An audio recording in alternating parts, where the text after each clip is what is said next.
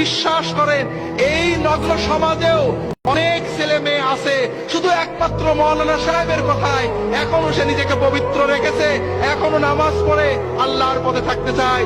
তার পিতামাতা তাকে ছেড়ে দিয়েছে, তার স্কুল, তার প্রতিষ্ঠান, তার সকল প্রচার মাধ্যম তাকে পাপের পথে থাকে, পাপের দিকে তাদেরকে আহ্বান করে।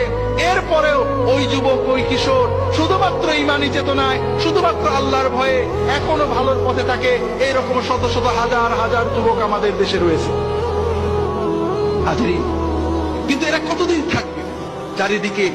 চারিদিকে ইমান চোর কারখানা খোলা হয়েছে, বাঁচাতে হবে।